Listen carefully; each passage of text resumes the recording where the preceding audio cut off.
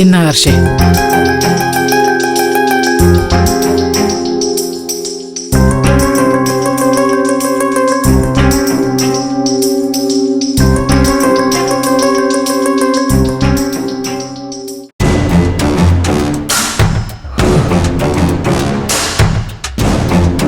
വിജയത്തിൽ എന്നെ മറന്നാലും പരാജയം സംഭവിക്കുമ്പോൾ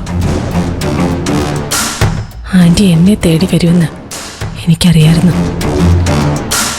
ഹർഷയെ മാറ്റി നിർത്തി സുശീലാൻറ്റിക്ക് ഒരടി പോലും മുന്നോട്ട് പോവാനാവില്ലെന്ന് ഇപ്പം മനസ്സിലായില്ലേ?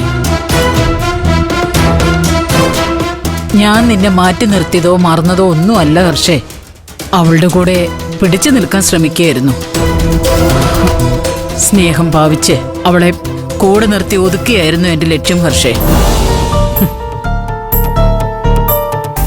പക്ഷേ ആൻറ്റിയേക്കാൾ ബുദ്ധി ആ അനു കാണിച്ചു അല്ലേ?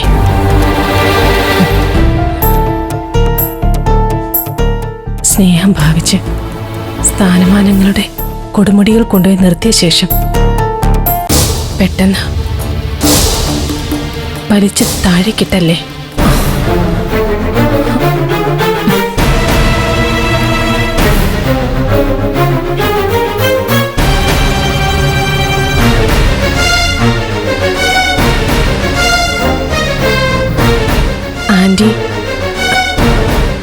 ആൻറ്റി എന്നെ ഒന്നും അറിയിക്കുന്നില്ലെങ്കിലും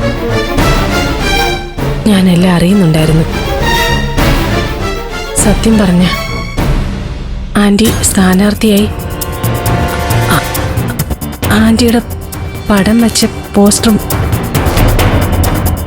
ബാനറുകളും നാട് നീളെ ഉയരുന്നതും ആൻറ്റി ഇലക്ഷനിൽ ജയിച്ച് പഞ്ചായത്ത് പ്രസിഡന്റ് ആകണമെന്ന് ഞാൻ ആഗ്രഹിച്ചു.